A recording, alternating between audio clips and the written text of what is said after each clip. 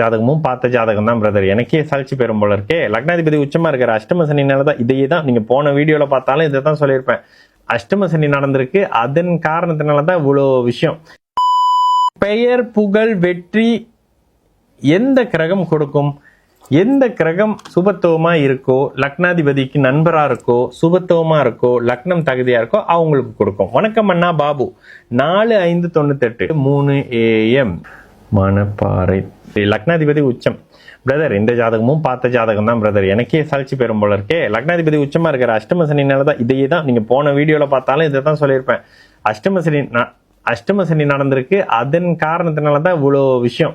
சனி திசையில புதன் புக்தி இப்ப நடந்துகிட்டு இருக்கு. சனி திசை புதன் புக்தி, கேது புக்தி. புதனே லாபத்துல இருக்கிறாரா? ஆமா, புதனே லாபத்துல தான் இருக்கிறாரு.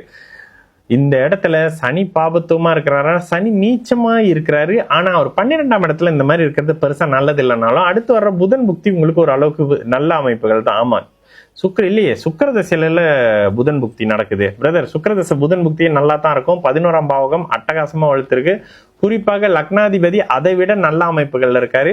லக்னத்துக்கு எந்த விதமான தொடர்பும் இல்லைனாலும் கூட இது ஒரு நல்ல ஜாதகம் தான். உண்மையிலே நல்லா இருக்கக்கூடிய அமைப்பு. எல்லாமே கிடைக்கும். இன்னும் 2-3 வருஷத்துல கிடைக்கும்.